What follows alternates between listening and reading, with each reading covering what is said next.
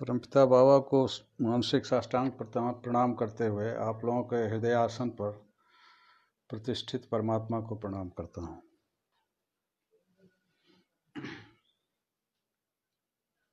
आज के विमर्श का विषय है माइक्रोबाइटा अणुजीव। पिछले विमर्श में भी हम लोगों ने परिचर्चा की थी माइक्रोबाइटम के डिफरेंट प्रॉपर्टीज, गुण वगैरह के विषय में। आज के विमर्श में हम लोग देखेंगे कि माइक्रोबाइटा का जो पैराडाइम शिफ्ट हुआ है इस ग्लोब में, बिल्कुल एक गैलोपिंग साइंटिफिक जंप हुआ है after Einstein. Microvita proponent Shri Shri Prabhat Ranjan Sarkar ने अब तक जो माइन्यूटेस्ट पार्टिकल का इजाद साइंस ने किया था, खासकर फिजिक्स ने, और फिजिक्स अपने ही बिब्लिकल डॉगमा को प्रतिहत करते हुए खुद साइंटिफिक डॉगमा में कहीं फंस गया और फंसते हुए विज्ञान अपने माइन्यूटेस्ट पार्टिकल को कहता रहा है कि यह इनर्ट पार्टिकल है। तो इस इनर्टनेस के कारण मानवीय सभ्यता में अब तक जो द्वंद्व चल रहा था जड़ और चेतन का, ये द्वंद्व समाप्त नहीं हुआ।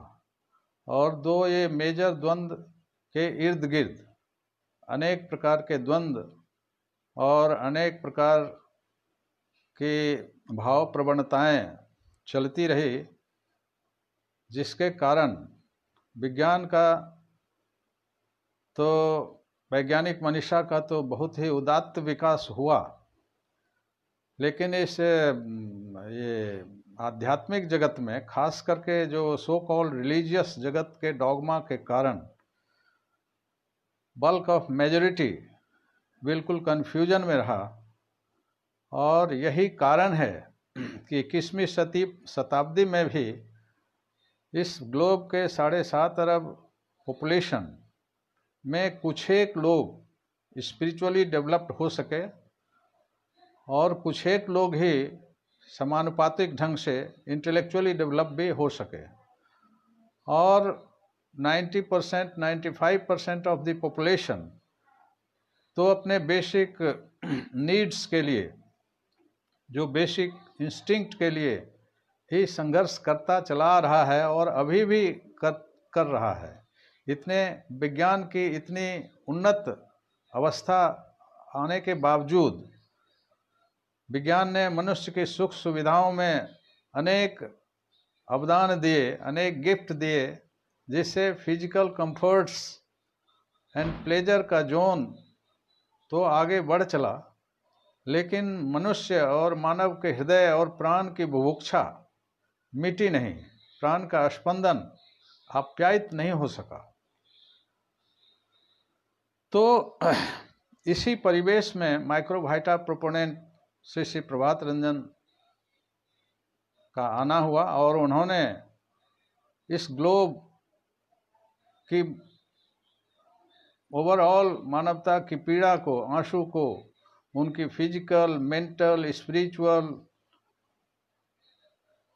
कल्चरल, लिटरेचर, सिविलाइजेशन और मनुष्य और मानव समाज की जितनी भी अनुषांगिक डायमेंशन है, सबकी पीड़ा को देखते हुए जिस निदान को विज्ञान और ये मटेरियल वर्ल्ड अनचाहे चाह रहा था, अभिव्यक्तिकरण नहीं हो सका था, तो मूक मानवता की पीड़ा तो परम पुरुष ही सुनते हैं और वो बिना पुकारे ही अपने संतान की पीड़ा को सह नहीं सकते और महासंभूति बनके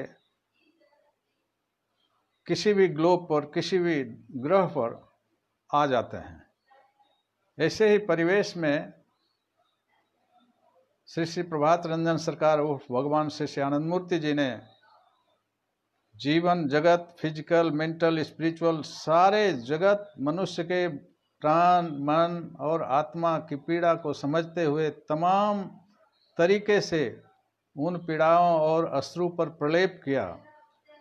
फिर स्पिरिचुअल फिलॉसफी दी, स्पिरिचुअल कल्ट दिया, सोशल फिलॉसफी दिए, सोशल कल्ट दिया, न्यू ह्यूमनिस्टिक फिलॉसफी दिया, न्यू ह्यूमनिस्टिक कल्ट दिया, एक सद्विप्र का ऑर्गेनाइजेशन क्रिएट किया और उसका रथ संचालन करते हुए अपना विराट संवेग दे के उसको आगे बढ़ाया। और आगे बढ़ते हुए अंततः उन्होंने साइंटिफिक भाषा में साइंस का चक्का जहां फंस चुका था, अब आगे के लिए वो क्रॉस रोड पर आकाश को ताक रहा था, वैसे समय में माइक्रोबाइटा साइंस का पैराडाइम आया और उन्होंने microvitum, a life particle, unit particle of life, एक लिविंग बीइंग के रूप में, स्पेक्स ऑफ कॉन्शसनेस के रूप में, चेतना की चिंगारी के रूप में उन्होंने इसकी घोषणा की,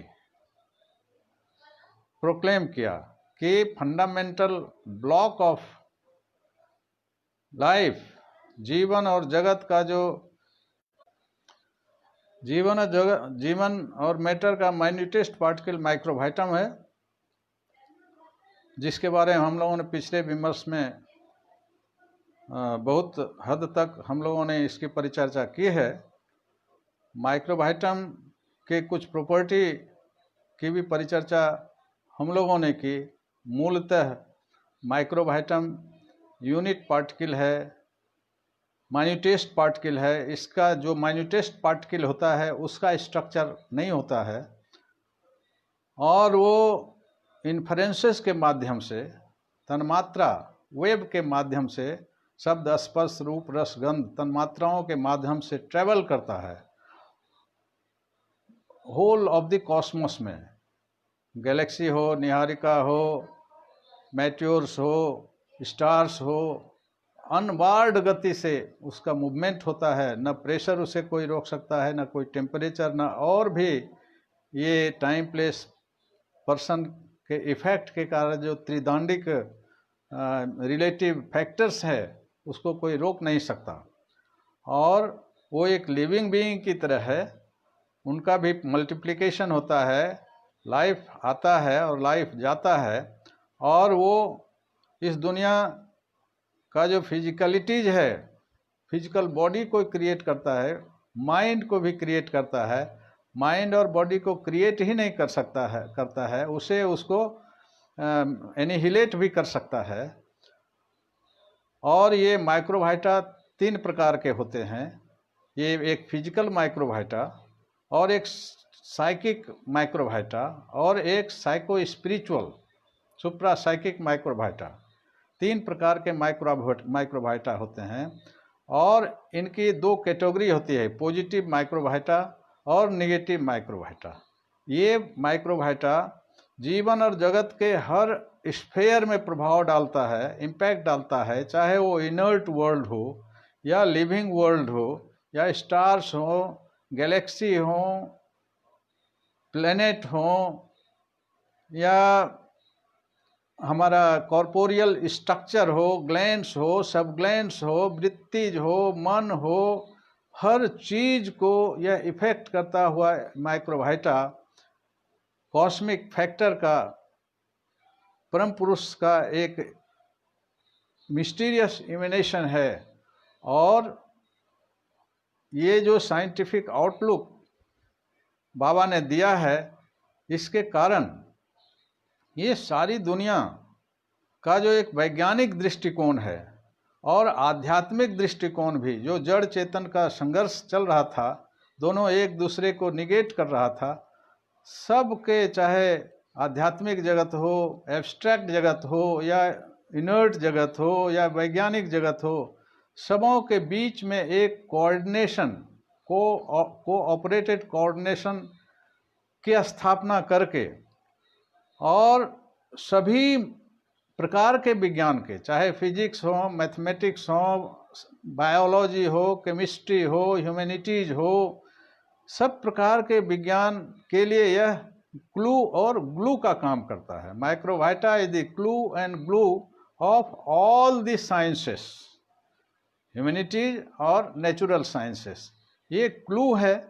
क्लू इसलिए है कि अब तक जो भी साइंस यहाँ तक अभी 21वीं सदी में आके स्टैंड कर रहा है, और सबके अपनी अपनी ऐसी समस्याएं हैं जो अनसोल्व्ड हैं, और इस अनसोल्व प्रॉब्लम के लिए वो निर्निमेष एक किसी सॉल्यूशन की अपेक्षा कर रहा है, इसलिए क्लू मिल नहीं रहा है। तो सब विज्ञानों में, सभी साइंसेस का यह क्लू है, जिस क्लू को इनर मोस्ट कॉर्नर में हर वैज्ञानिक अपने इनर कॉर्नर्स में उसकी एक छाया जैसी छवि देखते हैं अपने कल्पना के जगत में, लेकिन उसके वाइब्रेशनल एक्सप्रेशन को ग्रास्प नहीं कर पाते हैं।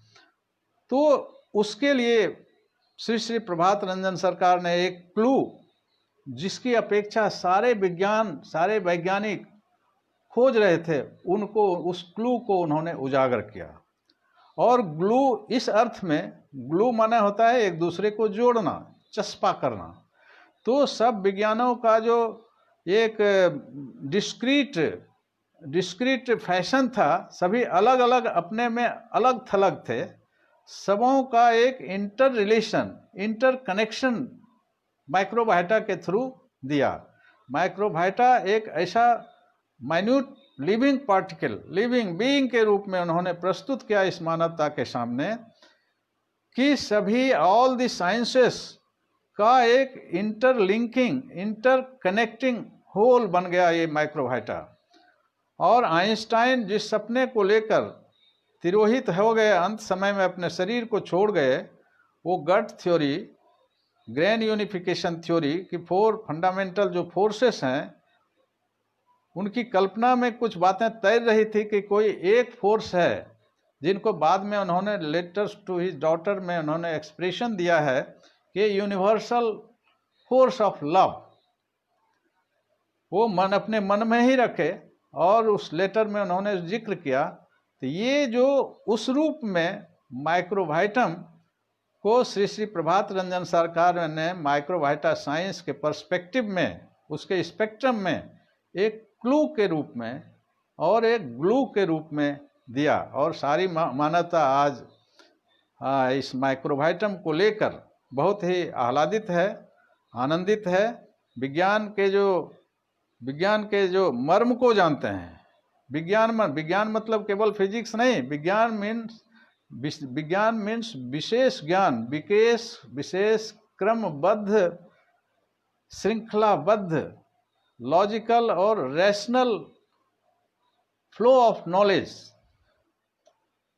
जिसमें इंटायर जीव जगत और सेल्फ और सोसाइटी के इंटायर डायमेंशंस आ जाते हैं। सबके क्लू और ग्लू के रूप में माइक्रोवाइटम को उन्होंने प्रस्तुत किया, उन्होंने मानवता को दिया। और दिया ही नहीं, इसमें 2 चीज़ बहुत ही खास है। एक तो फिजिकल माइक्रोवाइटा जो है, उसके बारे में उन्होंने कहा कि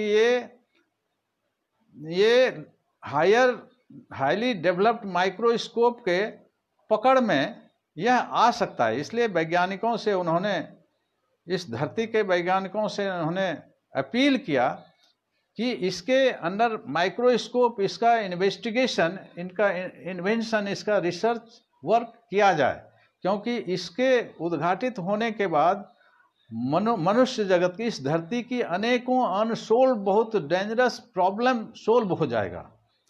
एक तो फिजिकल माइक्रोवाइटम के बारे में उन्होंने अपील किया है, जिसके तरफ बहुत core of the scientific core और साइंटिस्ट के कोर में ये बातें चल रही है।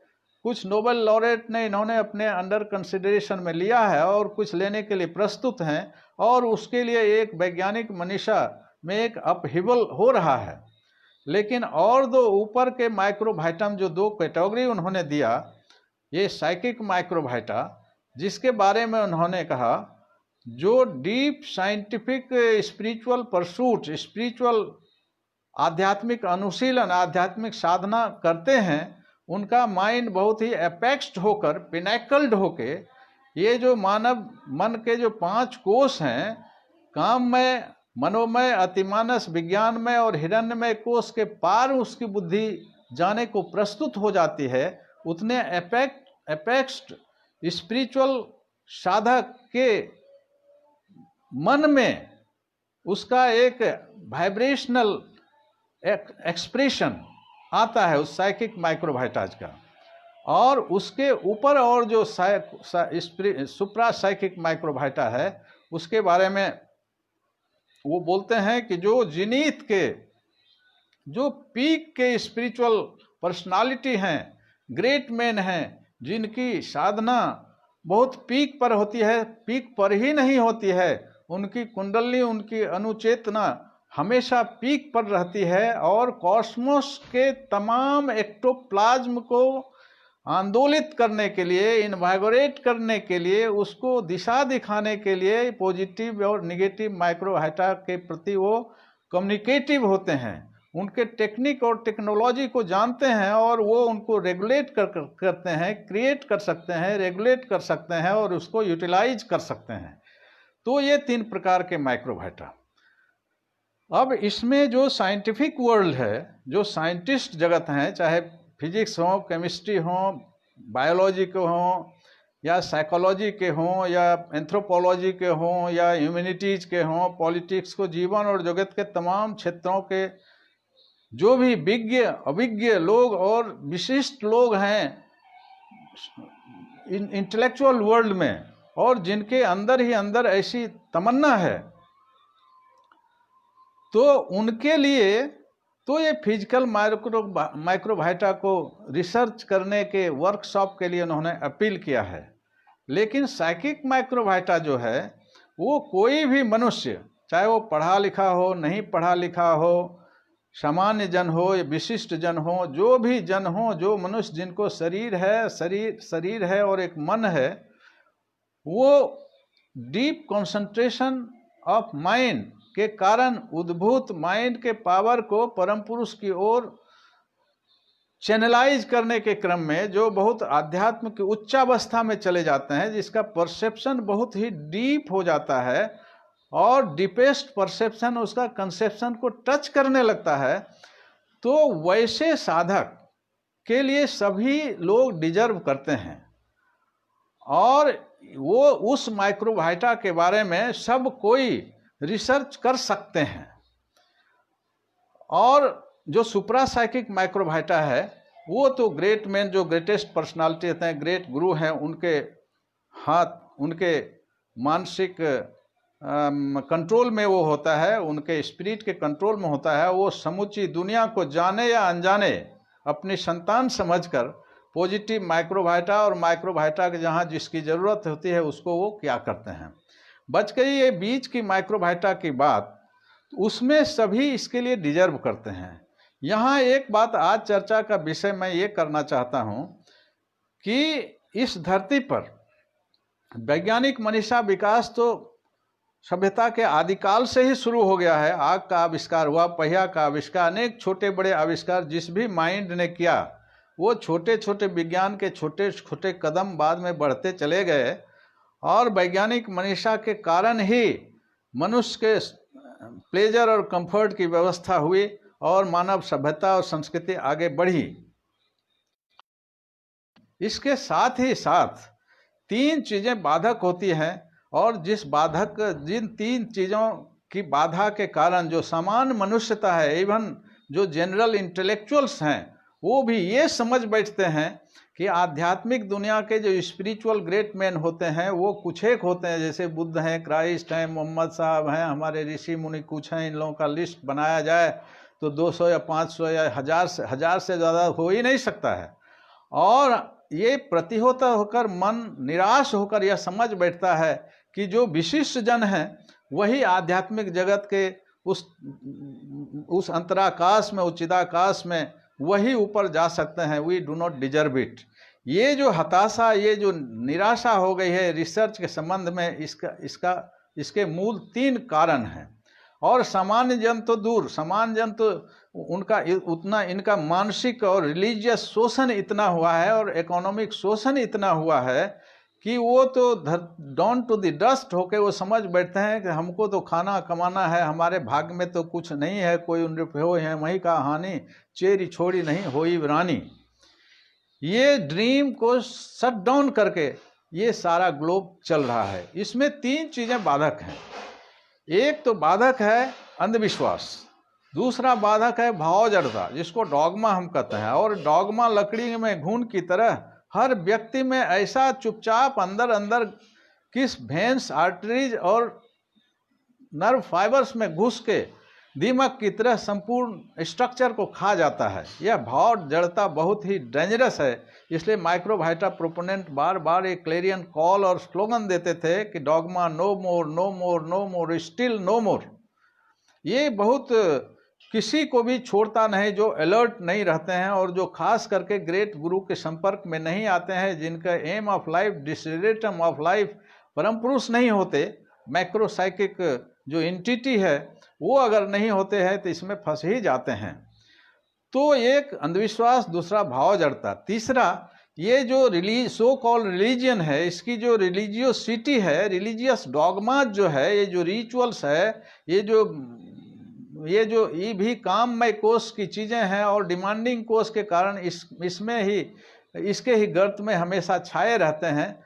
तो ये भी एक कारण। दूसरी चीज़ है कि इस ग्लोब की जो शिक्षा व्यवस्था है, खास करके भारत की शिक्षा, मैकाले की शिक्षा व्यवस्था के कारण शिक्षा में कोई परिवर्तन नहीं हो सका। सारी शिक्षाएं घूम घाम के फिजिकल प्लेन पर ही घूमती रहती हैं और 4 बेसिक इंस्टिंक्ट जो मनुष्य का है, खाओ पियो भोजन बस शिक्षा चिकित्सा आवास, इसके इर्द गिर्द घूम रहे हैं। और वो भी, ये आज का बहुत बड़ा विडंबना है कि आज तक ये मिनिमम गारंटी जो है वो भी नहीं पूरा कर पाया है हमारी पॉलिटिकल व्यवस्था, हमारे स्टेट्समैन एंड अदर्स जो पॉलिटिकल बीइंग्स हैं।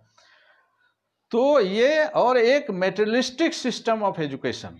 कुछ एक विशेष महापुरुषों ने कह डाला कि मैटर इज समम बोनम ऑफ लाइफ, और मनुष्य की गरीबी के प्रति उन्होंने कुछ काम तो किया जरूर, लेकिन मनुष्य का जो डायग्नोसिस था, साइकिक और स्पिरिचुअल डायग्नोसिस नहीं होने के कारण मनुष्य मान बैठा कि हम केवल एक शरीर हैं।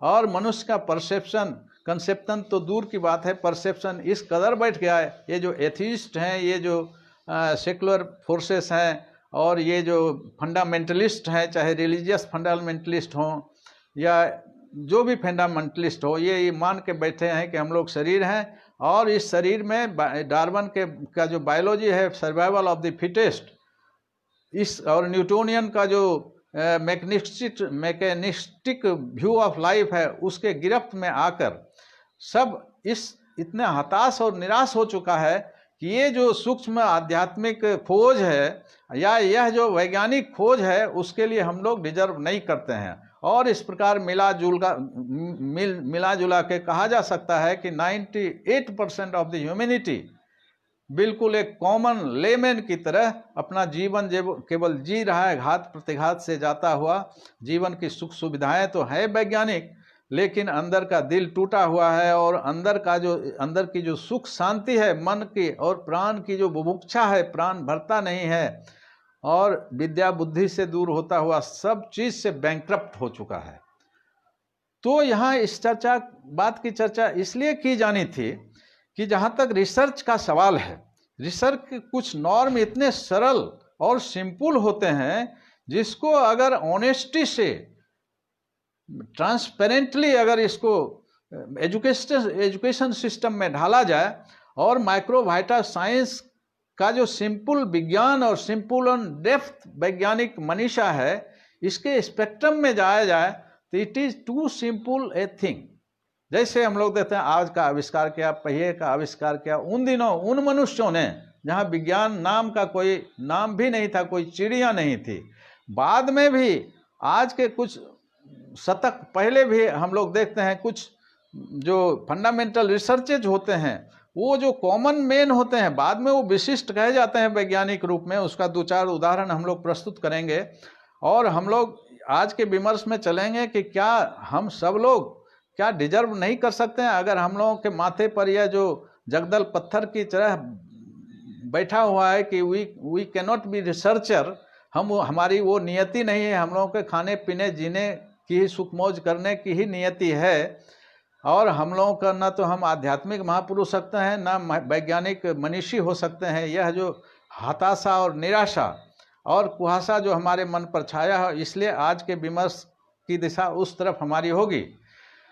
तो ये सामान्य जिस भी वैज्ञानिक के लाइफ को आप देखें तो प्राय जो वैज्ञानिक है सामान्य अवस्था से वे गुजरे जैसे, और इसका डिक्टम, इसका जो मेन प्रिंसिपल है उसकी चर्चा मैं करना चाहूँगा कि everything is the game of concentrated mind.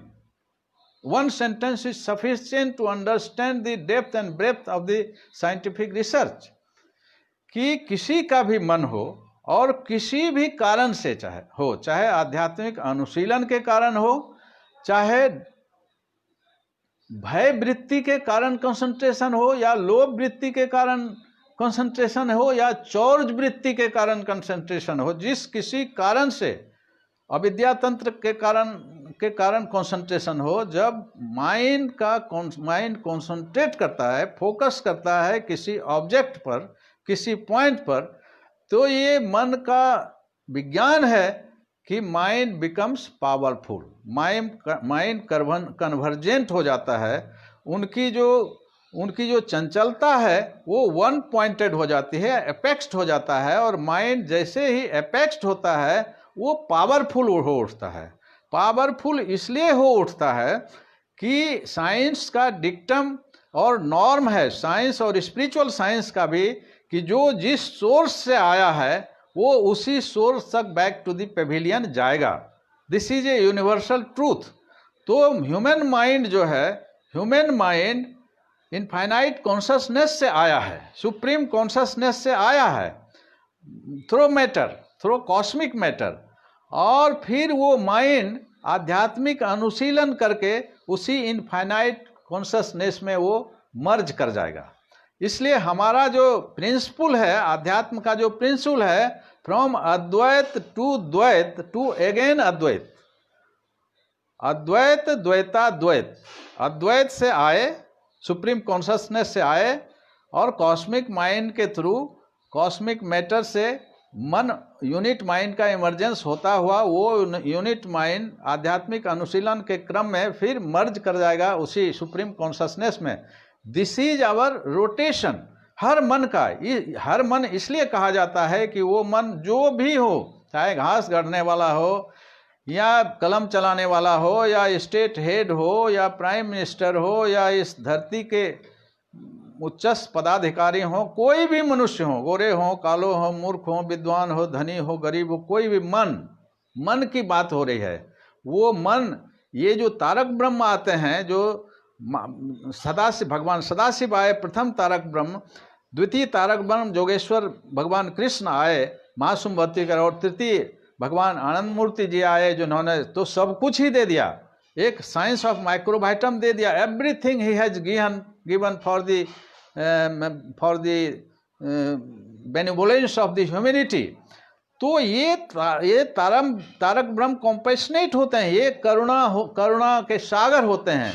ये इनके नज़र में तो सारे जीव जगत, इवन इनर्ट भी इनकी संतान के रूप में इनकी होती है, क्योंकि उन्हीं के डीएनए सब लोग हैं, उन्हीं के रिप्लिका हैं। इसलिए उनमें यह जो हम लोगों के बीच में भेद है, ये जो पद प्रतिष्ठा का, धन संपत्ति का, या विद्या बुद्धि का, या पद मर्यादा का, ये हमारा स्केल है, हमारा पैमाना है, उनका नहीं। वो तो परमपिता है और उनकी नज़र में सभी संतान है। तो सभी संतान के कारण वो स्वयं एक ऐसा विज्ञान देते हैं, ऐसा ये आध्यात्मिक अनुशीलन का तरीका देते हैं जो बहुत ही सिंपल है, जिसके लिए संस्कृत का कोई लंबा चौड़ा श्लोक या कोई प्रेयर की भी जरूरत नहीं होती है। केवल श्वास के माध्यम से उसका अनुशीलन करके कोई भी कर सकता है। इसलिए हमेशा बार बार एम्फेटिकली कहा जा रहा है कि कोई भी मन हो वो रिसर्च कर सकता है, चाहे वो स्पिरिचुअल रिसर्च हो या नेचुरल रिसर्च हो। और उसका नॉर्म ही है, उसका फंडामेंटल प्रिंसिपल यही है कि माइंड कॉन्सेंट्रेटेड जब होता है तो माइंड वॉल्यूमिनस हो जाता है और माइंड का स्पीड अनंत गुना बढ़ जाता है और माइंड पावरफुल होता है। पावरफुल इसलिए कहा जा रहा है कि सब पावर तो सुप्रीम कॉन्शसनेस में है, वो तो इनफाइनाइट पावर है। तो उस इनफाइनाइट पावर से आता हुआ जो ये मन है, जो चंचल होकर के डाइवर्जेंट हो गया है, मल्टीलेटरल हो गया है, वो जब यूनिलेटरल हो जाता है, वो जब फोकस्ड करता है, कंसंट्रेशन करता है, तो all the minds, all types of the mind concentrated जब होता है तो वो पावरफुल हो जाता है। अब उस कॉन्सेंट्रेटेड माइंड को, वो पिन पॉइंटेड माइंड को, उस अपेक्स माइंड को, अपेक्स साइकोलॉजी के अनुसार तारक ब्रह्म क्या करते हैं कि उस एम्पावर्ड माइंड का जो विशाल स्टेमिना है, विशाल पोटेंशियल है, उसको परम पुरुष की ओर प्रवाहित करने का एक विज्ञान देते हैं कि कैसे वो कॉन्सेंट्रेटेड माइंड को परम पुरुष में डिजॉल्व कर दिया जाए। तो उद्देश्य होता है कि मनुष्य का मन जो है, ये शरीर उसका एक बायोलॉजिकल मशीन है, उसमें यह एक्सपेरिमेंट करता हुआ वो किस प्रकार एक मानव जीवन में कुंडलनी से सहस्रार चक्र के माध्यम से वो परम पुरुष सुप्रीम कॉन्शसनेस में मर्ज कर जाए। तो उसके लिए तरीका यही है, प्रिंसिपल है कि माइंड कॉन्सेंट्रेट करेगा बाय एनी वे तो वो पावरफुल होता। अब एनी वे में यहाँ एक वे है कि जब परम पुरुष में मर्ज करना है तो वहाँ स्पिरिचुअल इनिशिएशन, आध्यात्मिकी दीक्षा, तांत्रिकी दीक्षा जरूरी हो जाती है। वहीं वैसा प्रौद्योगिकी है, वही ऐसा टेक्नोलॉजी है कि उस कॉन्सेंट्रेटेड अपेक्स्ड माइंड को how to dissolve in infinite consciousness.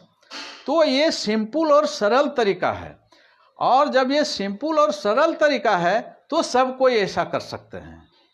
Each and every individual is entitled and deserve to be one with परम पुरुष।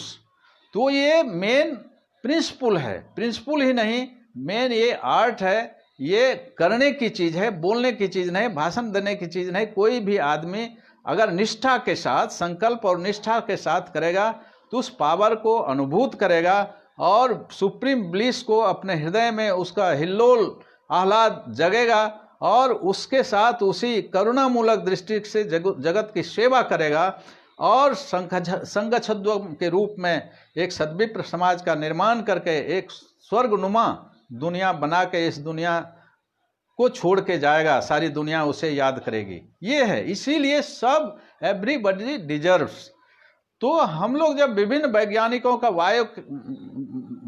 बायोग्राफी अगर देखते हैं तो हम लोग पाते हैं, उसमें कुछ को मैं कोट करता हूं कि इसी प्रोसेस से by dint of concentration of mind and then channelization of that concentrated mind towards infinity, इसी के क्रम में सारे फंडामेंटल खोज होते हैं। दूसरे अर्थों में कहा जाए, माइंड का जो 3 विभाजन वेस्टर्न टर्मिनोलॉजी में हुआ है, कॉन्शस, सबकॉन्शस एंड अनकॉन्शस। जब माइंड कॉन्सेंट्रेट करता है तो सबकॉन्शस माइंड कॉन्सेंट्रेट करके जब अनकॉन्शस लेयर को टच करता है तो unconscious mind is the reservoir of all the potentiality, infinite potentialities and solutions of this universe.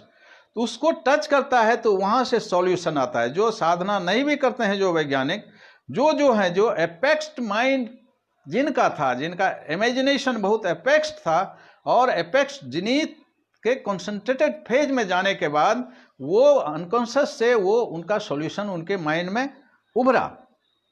तो इस प्रकार हम देखते हैं, कुछ एक को हम गिना के हम लोग आगे विमर्श में चलेंगे कि आइंस्टाइन जब आए, आइंस्टाइन की बार बार चर्चा इसलिए होती है कि ये इन्होंने कुछ ऐसा फिजिक्स में दिया जिनके बारे में समूचा जगत, थ्योरी ऑफ रिलेटिविटी और ये जो स्पेस टाइम कंटिन्यूम है और ये जो ग्रेविटी का नया कंसेप्ट इन्होंने दिया, बिल्कुल उस समय जिस समय इन्होंने दिया था उसमें इस दुनिया के लिए विचित्र एक अजीबो गरीब बात थी साइंटिस्ट के वर्ल्ड में भी, इसलिए साइंस इनकी चर्चा होती है। तो इनसे जब पूछा जाता था कि आप का ये जो रिसर्च है थ्योरी ऑफ रिलेटिविटी और सब आपके रिसर्च क्या बुद्धि के एक्सरसाइज से आपने किया है, तो इनका सामान्य उत्तर था नहीं, this is due to the intuition. ये इंट्यूशन जो है ये बोधि है, उसी अनकॉन्शियस लेयर को टच करता हुआ, जब पिनाकल इंटेलेक्ट अनकॉन्शियस लेयर को टच करता है तो बुद्धि की उद्भूति होती है, और उस बोधि का जो स्क्रीन होता है, उस बोधि के स्क्रीन पर होलिस्टिकली सारे सॉल्यूशंस उतर आते हैं और परम पुरुष के निकट होते हैं। वो स्पिरिचुअली तो दूर, स्पिरिचुअली तो होते ही हैं, लेकिन इस फिजिकल और मेंटल वर्ल्ड में जो वैज्ञानिक का जो ऑब्जेक्ट ऑफ माइंड होता है, जिसका रिसर्च करना होता है, वो एज ए लाइट फ्लैश उनके माइंड में मानस पटल पर आ जाता है। ये इंट्यूशन का फ्लैश है। ये आइंस्टाइन ने भी इसको अनुभूत किया। उसके बाद फिर जब हम डार्विन को देखते हैं तो डार्विन भी एवोल्यूशनरी थ्योरी की खोज में थे, लेकिन उनके माइंड में ये सब बातें आ नहीं रही थी। वो करते करते, और एक चीज़ मैं और बता दूं कि परम पुरुष हम लोग जानते हैं कि ये भगवान आनंद मूर्ति जी कहते हैं कि body is to serve one and all, mind is to attend supreme call, spirit at the altar supreme, surrender and be supreme. ये सरेंडर वर्ड जो है, ये सरेंडर वर्ड सब पर लागू होता है कि जो भी जिस भी जगत में जिस फेज में जहाँ है, अपने काम अपने कार्य चाहे बौद्धिक हो, मानसिक हो, आध्यात्मिक हो, करते करते जब थक जाते हैं, जब इस पॉइंट पर आ जाते हैं कि अब हम क्या करें, तो इसको कहते हैं सरेंडरिंग पॉइंट ऑफ माइंड। उस समय परम पुरुष, उस समय जो अनकॉन्शियस लेयर से एक एनर्जी का सर्ज होता है, एक कॉन्शसनेस का सर्ज होता है, या खोजी को खोज की विधाएं मिल जाती, सॉल्यूशन मिल जाता है। इसी के यह एक नॉर्म है स्पिरिचुअल साइंस और इस नेचुरल साइंस का। तो डार्विन का भी खोज था कि ये जो विभिन्न स्पेसीज हैं इसका विकास कैसे हुआ, लेकिन उनके माइंड के पकड़ में नहीं हो रहा था। एक दिन निश्चल होके हॉर्स राइडिंग कर रहे थे, और हॉर्स राइडिंग करने के क्रम में किसी एक विशेष स्थान पर जाते जाते ऑल एट वंस उनके माइंड में फ्लैश हो गया, और उस फ्लैश में वो उन्होंने देख लिया, जैसे स्वप्न में लोग देखते हैं कि ये सर्वाइवल ऑफ द फिटेस्ट क्या है, ये रैंडम म्यूटेशन क्या है, नेचुरल सिलेक्शन क्या है, ये स्पेसीज का एवोल्यूशन का क्या, सारा चीज़ उनके मन में फ्लैश आया और उन्होंने लिख डाला, और नई एक बायोलॉजी की दुनिया आ गई। तो यह भी इन्हें फ्लैश हुआ है। इन्हें फ्लैश कहने का मतलब है कि अपेक्स्ड माइंड हुआ, और ऑब्जेक्ट ऑफ रिसर्च जो था अनकॉन्शियस माइंड से उतर गया उनके माइंड पर। तीसरा हम देखते हैं कि माइकल एंजेलो का भी आर्ट की, और ये जिस दुनिया के विशेषज्ञ थे उनके बारे में वो कहते हैं कि हमारे मन में ये नोबल आइडियाज तभी आते हैं जब सीजर ऑफ माइंड होता है, एक होली घोस्ट आता है, और ऑल एट वंस मेरे मन में एक फ्लैश होता है, और मैं रचना या अपनी कला को बाहर एक्सप्रेशन दे देता हूँ। उसके बाद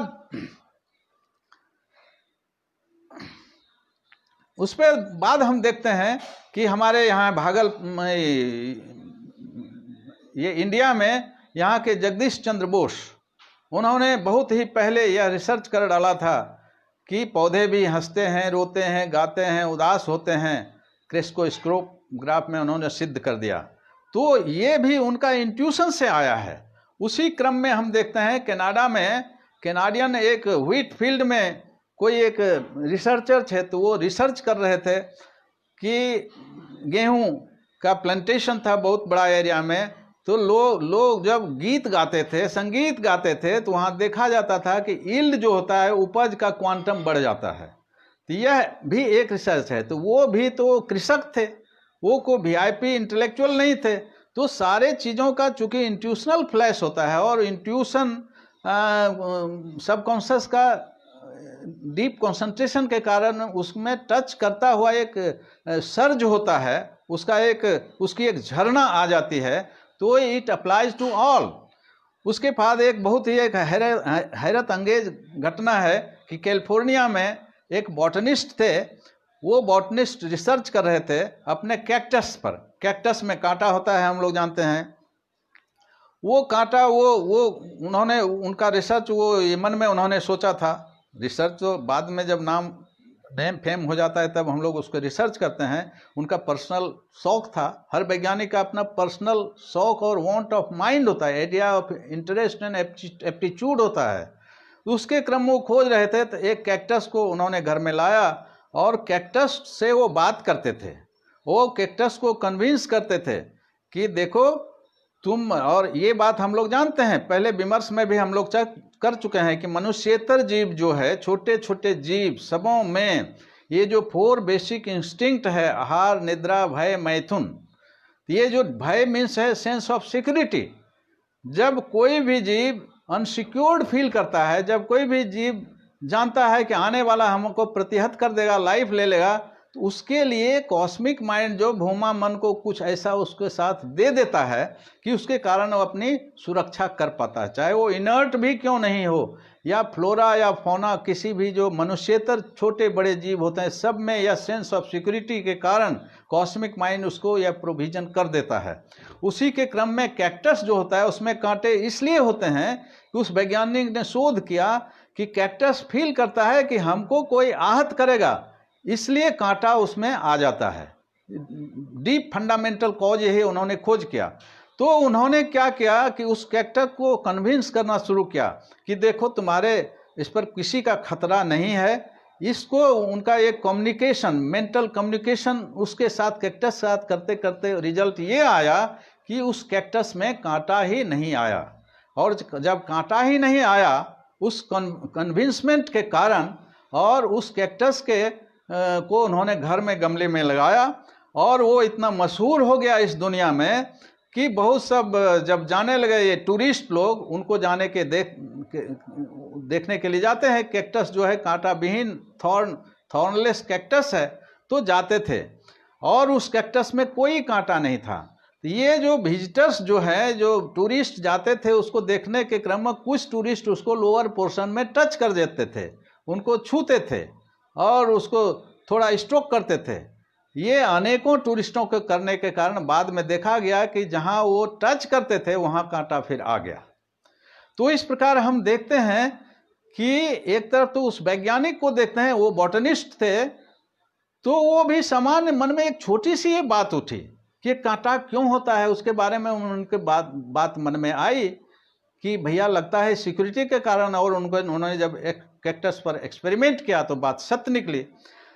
तो इस प्रकार की अनेकों घटनाएं हम लोग देखते हैं। और जो मनुष्यतर जीव जगत है, जैसे कौवा है, जैसे लोमड़ी है, जैसे ऊंट है, जैसे कुत्ता है, इन लोगों को प्रीमोनिशन होता है, पूर्वाभास होता है। आंधी आ जाए, ऊंट जानता है कि आंधी आएगा तो पहले ही उसको मालूम हो जाता है। चींटी को पहले मालूम होता है कि वर्षा होने वाली है। कौवा को पहले मालूम होता है कि कोई आंधी, टॉर्नेडो आने वाला है। तो ये, जबकि मनुष्य में ये नहीं होता है। तो इसका डेप्थ में बात यही है कि सिक्योरिटी के लिए कॉस्मिक माइंड प्रोवाइड करता है उसको ये प्रीमोनिशन, और मनुष्य को इसलिए प्रीमोनिशन नहीं होता है कि वो चीज़ वहाँ से ये बिरिप्ट जब हो जाते हैं तो इनको प्लस पॉइंट होता है कि ये सुप्रीम कॉन्शसनेस में इनको डूअर आई का विकास होता है और ये साधना करके अपने को मर्ज करा सकते हैं सुप्रीम कॉन्शसनेस में। तो परम पुरुष के तरफ से कहीं कोई जियोपार्डाइजेशन नहीं है, कोई पक्षपात नहीं है। तो यहाँ ये बात की चर्चा चल रही थी कि एवरी बॉडी कैन रिसर्च। इस दुनिया के तमाम आदमी से अगर ये 3-4 बाधाएं हट जाएं, ये अंधविश्वास, ये डॉगमा, ये रिलीजियसिटी का मजहब में अकल का दखल नहीं, बाली ये डिक्टम, ये मेटेरियलिस्टिक एजुकेशन सिस्टम, और ये eat drink and B Mary वाली ये इंपेरियलिस्टिक फोर्सेस का ये penetration into the deep mind of common man और कॉमन इंटेलेक्चुअल और कॉमन हमारे एडोलेसेंस जो हैं, हमारे विद्यार्थी हैं, सबके माने ये बातें प्लान्ड वे में बैठाई जाते हैं ताकि इन लोगों का माइंड साइकिक लेयर के एपेक्स पर नहीं जाए, स्पिरिचुअलिटी के एपेक्स पर नहीं जाए। अगर जाएंगे तो ये लोग ही विद्रोह करेंगे और हमारा एग्जिस्टेंस खतरे में पड़ेगा। It is in a planned way. तो ये थे, खैर दीगर बात है। यहाँ हम लोग इस बात की चर्चा कर रहे हैं कि हम लोग किसी भी रिसर्च को हर कोई कर सकता है अगर मन से ये चारों बातें उतर जाएं तो। इसलिए दो टर्म आती है, माइक्रोबायोटा प्रोपोनेंट बोलते हैं, वो बोलते हैं महासंभूति महाकौल, कि इसके लिए जो मन की तैयारी है 2-3 चीज चाहिए। एक तो कल भी इसकी चर्चा हुई थी कि जैसे मार्क्स ने कहा मैटर इज द समम बोनम ऑफ लाइफ, ये भी मनुष्य के मन को हताश करने के लिए काफ़ी हुआ, क्योंकि मेंटल स्लेवरी और स्पिरिचुअल अनटचिंग स्फेयर रह गया, ये ठीक से डायग्नोसिस नहीं हुआ। इसलिए मानवता को अगर विकसित होना है, ट्रिफेरियस डेवलपमेंट अगर होना है मनुष्य और मानव जगत में, तो 2 चीज़ों को aim of life, goal of life लेना पड़ेगा। एक तो सुप्रीम कॉन्शसनेस को सुप्रीम डेसिडरेटम ऑफ लाइफ बनाना पड़ेगा, जीवन का सर्वस्व बनाना पड़ेगा उस सुप्रीम कॉन्शसनेस को। दूसरी बात, ये जो कार्बोनिक पेबुला है और ये जो नॉन कार्बोनिक पेबुला है, दोनों के बीच में एक हैप्पी एडजस्टमेंट और मधुर ब्लेंडिंग करना पड़ेगा, सो दैट कि प्रमाण स्थापित हो जाए और मन एक इक्विपाइज और इक्विलिब्रियम की अवस्था में आए और मन का टेक ऑफ स्पीड परम पुरुष की ओर हो, सभी कोषों को छेदता हुआ। तो ये 2 बातों के लिए जरूरत है कि इष्ट से मोहब्बत हो, उसके लिए लव, भक्ति, स्नेह हो, और दूसरी चीज कि ये डॉगमा के जो 3-4 फैक्टर हैं उसके मन में नहीं रहे। तो जो इस दुनिया के तमाम साइंटिस्ट जिस प्रकार इसी धूल भरी धरती से उठे और विशेष चीज कर गए, उसी प्रकार हर लोग रिसर्च कर सकते हैं। और ऐसे समय में जब माइक्रोबायोटा साइंस आया है, ये माइक्रोबायोटा साइंस तो ये तारक ब्रह्म महाकौल के द्वारा दिया गया साइंस है, और यह स्पिरिचुअल साइंस की तरफ मन को बहुत ही तीव्र गति से प्रचोदित करता है और फ्रॉम ऑल कॉर्नर ये प्रोपेल करता है। दूसरी चीज कि यह जो सिंपल एंड माइक्रोबायोटोमिक साइंटिफिक साधना की प्रणाली जो है, it is so simple and transparent कि सभी लोग करके अपना अपना जो इंट्यूशन और अपना जो कंसेप्चुअलिटी ऑफ माइंड डेवलप करा सकें। क्योंकि माइक्रोबायोटा प्रोपोनेंट श्री प्रभात रंजन सरकार बोलते हैं कि ये साइकिक और सुप्रा साइकिक माइक्रोबायोटा के पकड़ने के लिए डीप कंसेप्चुअल माइंड होना चाहिए, एपेक्स्ड माइंड होना चाहिए। तो ये 2 बात तो सब कर सकते हैं, केवल मन से ये 4-5 फैक्टर डॉगमा और ये जिसकी चर्चा की वो नहीं कहें, और हिम्मत हो कि हम करेंगे और हमारा I am directly connected with the supreme consciousness, क्योंकि सुप्रीम कॉन्शसनेस के हम लोग डीएनए हैं। जो सारे समस्त कॉस्मोस की जितनी भी बातें हैं वो हमारे अंदर में अंतर्निहित है। सभी फैक्टर्स, धरती और समूचे कॉस्मोस के हर छोटी बड़ी चीज़ें हमारे इस छोटे से पर्सनालिटी में, बॉडी, माइंड और स्पिरिट के कंपास में अंतर्निहित है। इसलिए हम परम पुरुष के डायरेक्ट संतान हैं और परम पुरुष के सारे डीएनए, सारे इन्स एंड आउट्स हम में निहित है। इसका कन्विंसमेंट होना चाहिए। ये कन्विंसमेंट नहीं है। इस डॉगमेटिक एजुकेशन और ऑल दिस थिंग्स के कारण हम लोग हताश निराश हो गए हैं कि कुछ एक ही लोगों की नियति है कि वो स्पिरिचुअली ग्रेट मैन हो सकते हैं या साइंटिफिकली ग्रेट मैन हो सकते हैं या पीएमसीएम हो सकते हैं। ये हम लोग हताश निराश होकर बैठ गए हैं। इस निराशा को दूर करने के लिए परम पुरुष भगवान श्री श्री आनंद मूर्ति जी ने इस दुनिया को बहुत सारे चीज़ दी है। उनके जाने में देखा जाता है कि each and every individual can do everything. ये बात मैं अपनी बात कभी कभी अपने निजी बात कहता हूँ कि जब हम चर्चा करते थे और मन में आती थी कि सारा हम रेप्लिका है, डीएनए है, सब चीज़ है, माइंड तो कन्विंस था, लेकिन किसी कॉर्नर में कुछ एक प्रश्न चिन्ह होता था। लेकिन एक बार मेरे मन में एक बात आई कि जब ब्लड टेस्ट के लिए पैथोलॉजी में जाते हैं हम या कोई जाते हैं, तो अपना ब्लड सैंपल जब पैथोलॉजी वाला लेता है और उसका जब एनालिसिस करता है तो उसमें देखा जाता है कि इसमें किस किस चीज़ की कमी है पकड़ में आ जाती है। RNA, DNA, white cell, red cell, zinc, cobalt, nickel, माने जितने भी तत्व हैं केमिस्ट्री के, जितनी भी चीज़ें हैं, सारे कंपोनेंट इंग्रेडिएंट, अगर डीप उसका पैथोलॉजिकल टेस्ट हो, अभी तक जितना साइंस हो सका उससे भी और बेटर पैथोलॉजिकल ये टेक्निक आएगा, तो अभी भी तो कुछ बातें पकड़ जाती हैं कि जिंक हो या कोबाल्ट हो या निकेल हो या जो भी चीज़ हो, सब हमारे ब्लड में है, एक ब्लड के ड्रॉपलेट में है। इसका मतलब यही है कि हम लोग जो भी खाते हैं, मतलब धरती से जो भी चीज़ आती है, तो इसलिए धरती माँ कही गई है। माँ इन दिस सेंस ये एब्स्ट्रैक्ट नाउन में है, भाववाचक संज्ञा है, लेकिन उसी धरती से तो सारी चीज़ें हम लोगों के ब्लड में आती है। और एक ड्रॉप ब्लड में उस स्लाइड पर सारी बातें सामने में आ जाती है, पेनोरमा की तरह, टीवी स्क्रीन की तरह। तो उस दिन मेरा माइंड कन्विंस्ड हो गया कि कॉस्मोस का हर चीज, हर मनुष्य के अपने इस डिवाइन बॉडी मशीन, जो बायोलॉजिकल मशीन है, इसमें इनहेरेंट है। उस दिन हम 100% कन्विंस हो गए इस बात में, जिसको कंसेप्शन कहते हैं, वो हो गया कि सारी चीजें हम में मौजूद हैं। लेकिन ये धरती की जो इस ग्लोब के 7.5 अरब जो पॉपुलेशन है, उसको इतना इन्फीरियरिटी कम्प्लेक्स घुसाया गया है, इतना शोषण हुआ है, फिजिकल, मेंटल, रिलीजियस, स्पिरिचुअल, कि वो मान बैठा कि हम केवल खाने कमाने के लिए इस दुनिया में आए हैं और मरने के लिए। तो यह जो न्यू पैराडाइम शिफ्ट है माइक्रोबाइटा प्रोपोनेंटशिप या सरकार जी का, ये एक बहुत बड़ी बात मानवता को आई है, यह दिलासा दिलाने के लिए कि everybody can do everything and anything. इसलिए ये जो छोटी छोटी बातों को, माने एक सेब गिरने से न्यूटन ग्रेविटेशन थ्योरी निकाल देते हैं, एक कंपास निडल देखने बच्चा में देखा आइंस्टाइन ने, फादर ने दिया था, उसको देख के थ्योरी ऑफ रिलेटिविटी की बात उनको बचपन में ही आ गई। तो सब तो उसी स्टेज से आ जाते हैं।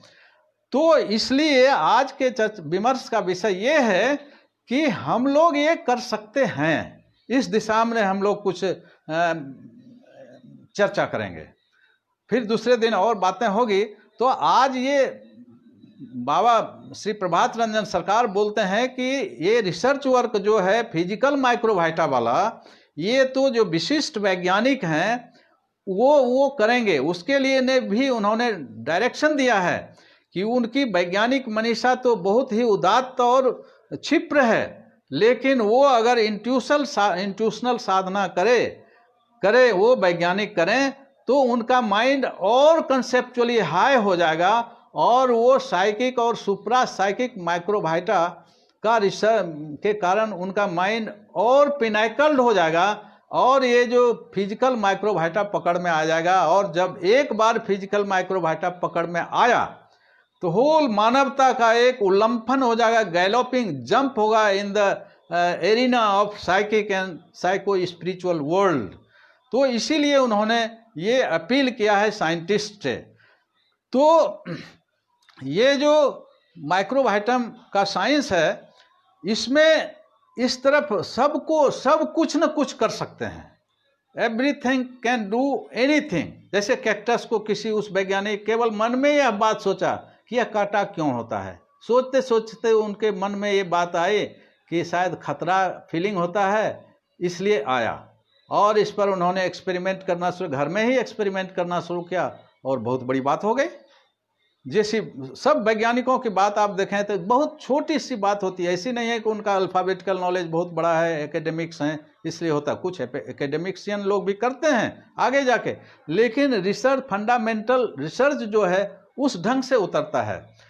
परमपिता बाबा बॉडीली एक बार चर्चा करते हैं कि एक बार मैं जब ये विद्यार्थी जीवन में थे, तो इनकी परीक्षा थी, और ये बोलते हैं कि मैं 3 स्टोरी बिल्डिंग में ऊपर में था और पढ़ रहा था एक रूम में अकेले। तो मैंने देखा कि मैं पढ़ रहा था और चारों कोने से कोई आवाज़ आई, और उस आवाज़ में ये थी कि इस पोएम का ये लाइन पढ़ लो। ये मेरे कानों में एक आवाज़ आएगी चारों, उस रूम के चारों कोनों से।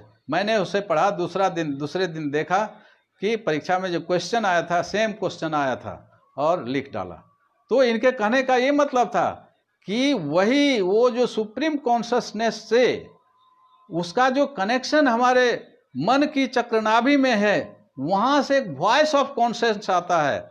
और वो तब आता है जब माइंड बहुत ही एपेक्स्ड हो जाता है, पिनेकल्ड हो जाता है, और सबकॉन्शियस जब अनकॉन्शियस लेयर को टच कर जाता है, तब ये घटना घटती है। और जितने भी वैज्ञानिक हैं, चाहे मेंडलीफ हो, मेंडलीफ का भी पीरियोडिकल टेबल इसी तरह आया, नहीं आ रहा था, और वो हारमोनियम बजाते थे, सारे गमपद करते करते एक दिन सोए और उसी क्रम में उनको ये अब बात आ गई।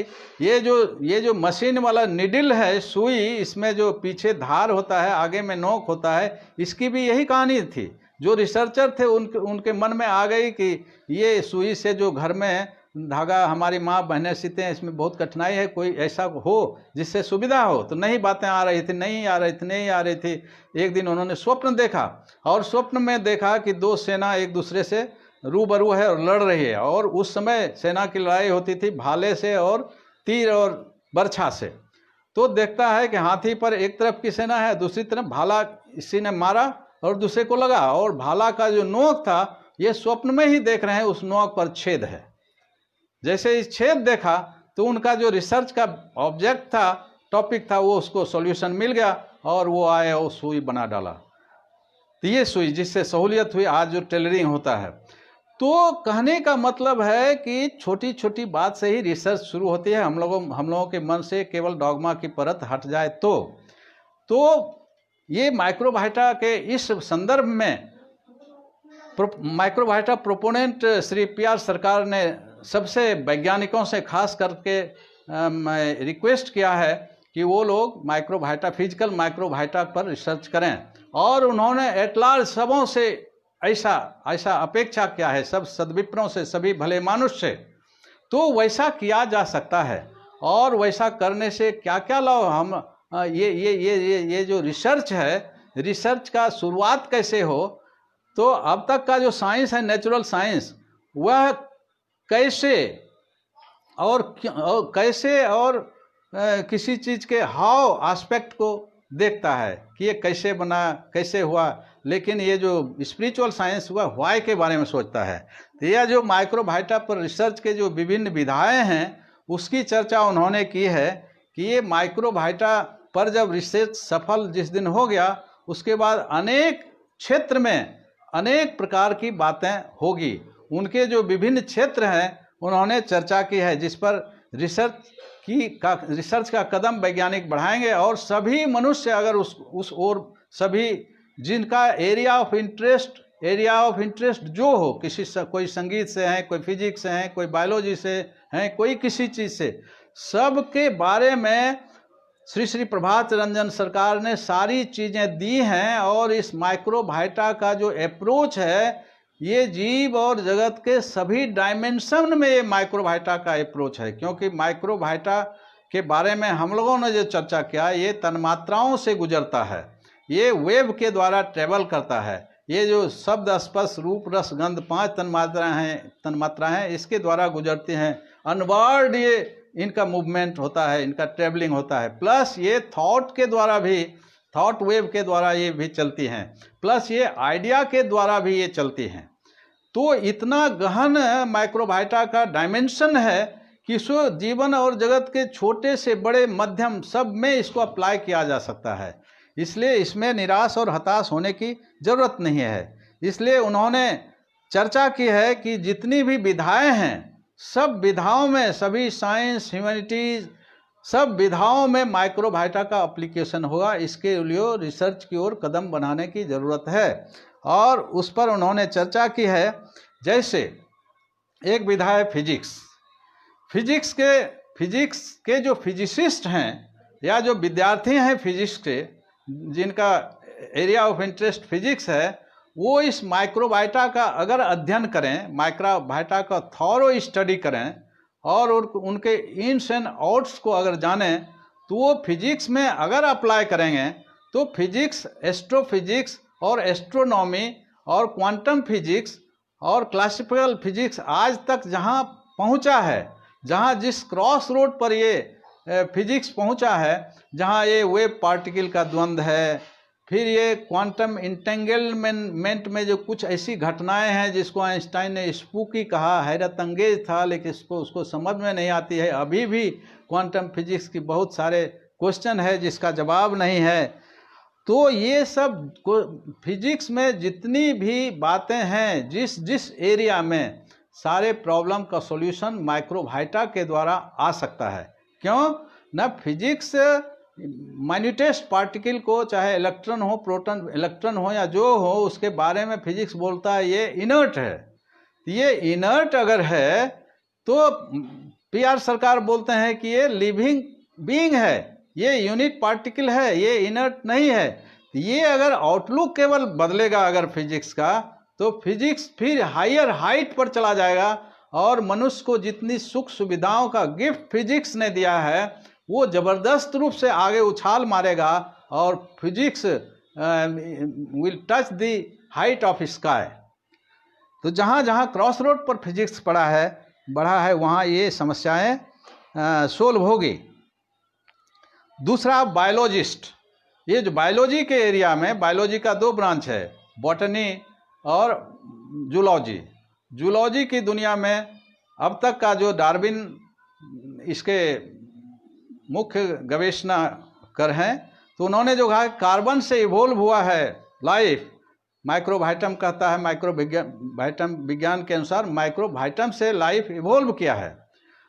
इवन तो जो कार्बन के बारे में बात है, बिलियंस ऑफ माइक्रोवाइटम कंडेंस करके संघनित भूत होके एक कार्बन एटम बनाता है। डिफरेंट जो केमिस्ट्री के एटम्स हैं वो बिलियंस ऑफ माइक्रोवाइटम कंडेंस होके डिफरेंट डिनोमिनेशन से ये एलिमेंट बनाते हैं, कार्बन बनाते हैं, और उस कार्बन से फिर प्रोटोप्लाज्मिक स्ट्रक्चर आता है और बायोलॉजी का रथ आगे की ओर चलता है। तो जहाँ ये डार्विन कहते थे रैंडम म्यूटेशन, पीआर सरकार का कहना है रैंडम नाम की इस दुनिया में, सृष्टि में कोई चीज़ नहीं है, हर चीज़ इंटरलिंक्ड है, सर सीक्वेंशियल है। केवल गैप को मनुष्य की बुद्धि समझ नहीं पाती है, तब रैंडम शब्द का उपयोग होता है। इसलिए स्पेसीज का जो डेवलपमेंट है वो रैंडम नहीं है, नेचुरल सिलेक्शन और रैंडम म्यूटेशन नहीं है। इसलिए पीआर सरकार ने जो नई बायोलॉजी दी है, जो माइक्रोवाइटम के आधार पर यह बायोलॉजी है, जिसको नियो डार्विनिज्म कहा जा सकता है, वो उससे आउटलुक बदलने से ये बायोलॉजी की दुनिया में, मेडिकल साइंस की दुनिया में और सारी और विराट परिवर्तन होगा। और इससे जो रिलेटेड जितने डिजीज हैं, एड्स हैं, कैंसर हैं, जितनी भी बातें हैं, सब चूँकि माइक्रोवाइटम एक लिविंग पार्टिकल है, पॉजिटिव और नेगेटिव माइक्रोवाइटम होता है, नेगेटिव माइक्रोवाइटम का भी पॉजिटिव प्रयोग होता है और पॉजिटिव का तो पॉजिटिव होता ही है। तो मनुष्य की वृत्ति, मनुष्य का माइंड का पॉजिटिव माइक्रोवाइटा के कारण माइंड की ये इम्यूनिटी बढ़ेगी, इनका लिम्फ बढ़ेगा, हर चीज़ स्ट्रेंथन्ड होगा और ये रोग जो है, इस रोग का निदान होगा। बायोलॉजी की दुनिया, मेडिकल साइंस की दुनिया जहाँ तक गई है, उसमें एक लिविंग पार्टिकल का आउटलुक बदलते ही साइंस, ये जो बायोलॉजी की, जूलॉजी की दुनिया बहुत जंप मारेगी। और बॉटनी में भी जैसा पहले चर्चा की गई थी, कैक्टस फूल को, कैक्टस को केवल कन्विंस ये किए जाने के बाद कैक्टस कांटा नहीं उगाता है। तो ये जो आउटर सजेशन है of the scientist to the floral world, इसके आधार पर कितनी बड़ी तरक्की उछाल मारेगी। ये जो बायोलॉजी और मेडिकल साइंस और जूलॉजी की दुनिया है, बॉटनी की दुनिया है, ये माइक्रोवाइटा का केवल पैराडाइम शिफ्ट ही अगर रिकॉग्नाइज्ड हो जाता है, वैज्ञानिक समझ जाते हैं कि ये microvita runs through, travels through waves, तन्मात्रा, और ये थॉट्स के द्वारा ट्रेवल करते हैं, ये आइडिया के द्वारा ट्रेवल करते हैं। तो वही जो कैलिफोर्निया के वैज्ञानिक कैक्टस को जो थॉट वेव अति करते थे, तो उसके में क्या है, बायोलॉजी माइक्रोवाइटा साइंस के अनुसार वो जो सजेशन देते थे, आउटर सजेशन, उस आउटर सजेशन के द्वारा जो माइक्रोवाइटाज होते थे वो उनके थाउट वेव के द्वारा जाके कैक्टस को से कम्युनिकेट करता था। नहीं तो मनुष्य और कैक्टस में कम्युनिकेशन हो ही नहीं सकता। जब जर्मन और रशियन में भाषा अवरोध के कारण कम्युनिकेशन नहीं होता है, तो एक पौधा और एक मनुष्य में कम्युनिकेशन कैसे होगा। ये माइक्रोबायोटा जो लिविंग पार्टिकल है वो हमारे मनोदशा को, साइकोलॉजी को समझता है, इसलिए उस वैज्ञानिक के मानस तरंग के साथ ये भाव थॉट वेव के द्वारा माइक्रोबायोटा गया और कैक्टस को कन्विंस किया। It is a inner science, it is a mysterious science. तो इससे बायोलॉजी की दुनिया और जूलॉजी की दुनिया या मेडिकल साइंस की दुनिया बहुत ही उछाल मारेगी। और केवल कोई साइंटिस्ट की अपेक्षा हम लोग नहीं करें, हम लोग भी कहीं घर में अपनी छोटी छोटी बातें कर सकते हैं। जैसे कैनाडियन व्हीटफील्ड की बात कही गई कि वहाँ एक बॉटनिस्ट प्रयोग करते थे कि किसी खेत में या किसी प्लॉट में जब गाना गाते थे, गाना म्यूजिक थेरेपी उसको बोल सकते हैं, वो गाते थे तो उस फसल का यील्ड ज़्यादा होता था। तो ये जो कम्युनिकेशन में जो होता है, माने 1-to-1 कम्युनिकेशन, इसमें माइक्रोबायोटा जो मिस्टीरियली पास ऑन करके जो इनर्टनेस या किसी भी दुनिया को एक दूसरे से जोड़ता है, वह इसके पीछे मिस्टीरियस विज्ञान है माइक्रोबायोटा का। तो इसमें भी उछाल मारेगा। और मेडिकल रिसर्च का जो विधा है, इसमें एड्स है, कैंसर्स है, ये कोरोना वायरस है, ये सभी जितनी चीज़ें हैं जो इम्यूनिटी को स्ट्रेंथ कैसे दिया जाए, ये लिम्फ को मजबूत कैसे किया जाए, और पॉजिटिव माइक्रोबायोटा के एप्लीकेशंस कैसे माइंड स्ट्रांग होगा, अपेक्स्ड होगा, पिनेकल्ड होगा, जिससे इम्यूनिटी बढ़ेगी। और जो ये विभिन्न रोग के वायरसेस जो जिनके कारण होते हैं, वायरस के बारे में श्री प्रभात रंजन सरकार बोलते हैं कि एक वेग टर्म है, actually it is negative microbiota, actually it is microbiota. तो ये वायरस का जो उपयोग अब तक ये मेडिकल साइंस करता रहा, केवल इस पक्ष को जानते हुए कि वायरस केवल निगेटिविटी का ही काम करता है। लेकिन पीआर सरकार बताते हैं कि निगेटिव नहीं, वो वायरस जब माइक्रोबायोटा हैंडल करेगा वायरस को डीएनए और आरएनए को टच करता हो, प्रोटीन के लेवल से जब जाएगा तो उसका पॉजिटिव उपयोग भी किया जा सकता है। तो ये वायरस के द्वारा, ये वायरस और माइक्रोबायोटा, नेगेटिव माइक्रोबायोटा का पॉजिटिव यूज करने के बाद हम लोग जानते हैं कि जैसा पीआर सरकार ने कहा है कि ये बॉडी क्रिएट करता है और बॉडी को डिस्ट्रॉय भी कर सकता है। इस फैकल्टी को, इस माइक्रोबायोटा के इस फैकल्टी का प्रयोग करके इस मेडिकल साइंस में, मेडिकल रिसर्चर की दुनिया में बहुत बड़ा एक उछाल आ सकता है। उसके बाद का है मेंटल हेल्थ एंड रिसर्चेज, ये दुनिया है। ये जो साइकियाट्रिस्ट की दुनिया देखते हैं, ये जो पारासाइकोलॉजी, टेलीपैथी और प्रीकॉग्निशन की घटनाएं हैं, ये जो लूनेटिक्स होता है, ये जो सिजोफ्रेनिया होता है, ये और सब जो मानसिक बीमारियां होते हैं, ये विषादग्रस्त जो बीमारियां होती हैं, ये तो माइक्रोबायोटा साइंस के एप्लीकेशन से जब कोई साधना, कीर्तन, भजन और ये सब कराने के कुछ और विधाएं, टेक्निक जब रिसर्च के माध्यम से निकलेगी तो इस दुनिया में भी एक बड़ा उछाल आ जाएगा दुनिया में। और यह जो मानवता बहुत ही उपकृत हो जाएगी, क्योंकि आज की दुनिया में, खासकर वेस्टर्न वर्ल्ड में, डाटा कहता है कि 90-80% ऑफ द पीपुल टैबलेट्स लेके सोते हैं, नींद नहीं आती है, विषादग्रस्त होते हैं। और ये जो 3W का जो ये चक्कर है, जब संपत्ति कॉन्सेंट्रेटेड हो जाता है हाथ में, तो शराब का बोतल हाथ में आ जाता है, और शराब जब आ जाता है तो कबाब की बात होती है। और सारी मानवता को परम पुरुष का रास्ता नहीं मिलने के कारण ये परवर्सन होता है। तो ये जो परवर्सननेस के कारण जो मेंटल बीमारियां होती हैं, उसको दूर करने में ये जो माइक्रोबायोटा का विज्ञान, उस पर रिसर्च करने से आराम से इसे किया जा सकता है। और श्री प्रभात रंजन सरकार कहते हैं कि ये जो अष्टाक्षरी सिद्ध मंत्र है, ये इष्ट मंत्र है, ये जो सेकेंड लेशन है, मधु विद्या है, ये बहुत सारी विधाएं दी गई, उसके द्वारा इस पर इजीली प्रयोग किया जा सकता है।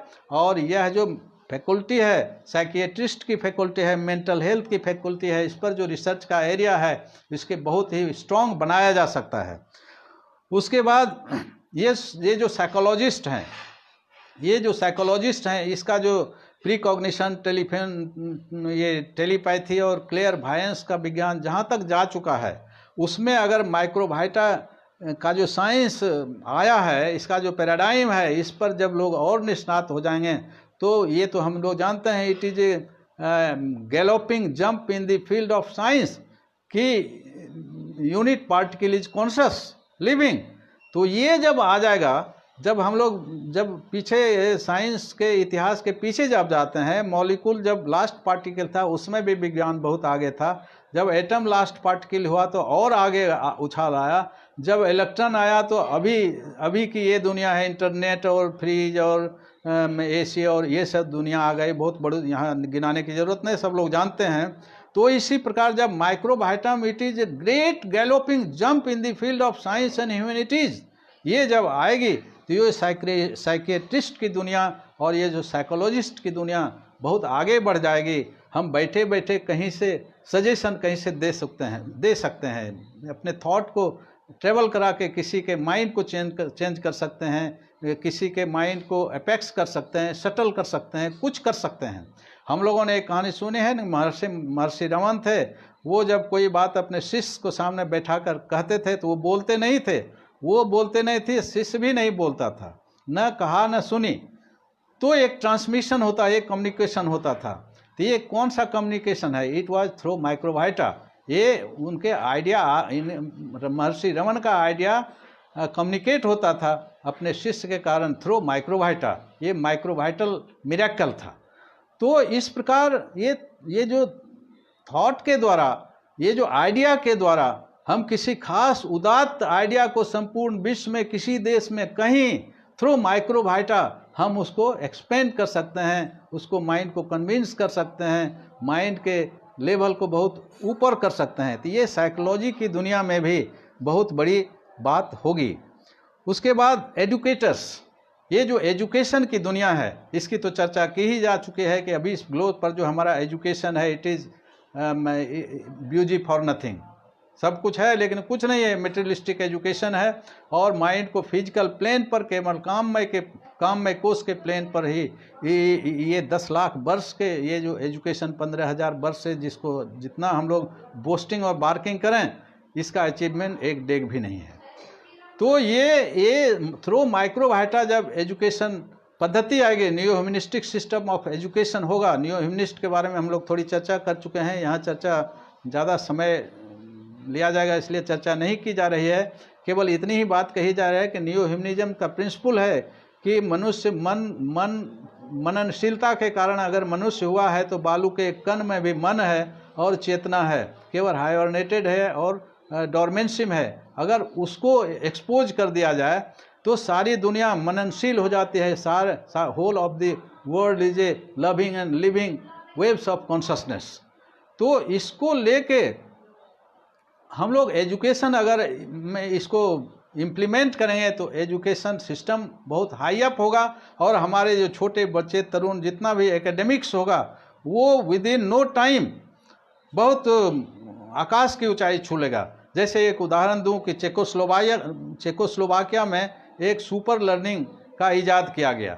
उसमें क्या है कि बच्चों को क्लास में बैठाया जाता है और एक music, slow music and beautiful music, harmonious music का ये चलाया जाता है। हल्के धीमे स्वर में म्यूजिक बजता है और बच्चे बैठते हैं। बच्चों को कहा जाता है कि तुम लोग केवल म्यूजिक को सुनते रहो और म्यूजिक का जो ट्यूनिंग है उससे थोड़ा लेस ट्यूनिंग में, लेस फ्रीक्वेंसी पर टीचर वोकाबलरी या गणित या किसी चीज़ को अपने बोलते हैं। बच्चों को कहा जाता है कि टीचर की ओर मत ध्यान देना, उस म्यूजिक को तुम लोग सुनते रहो।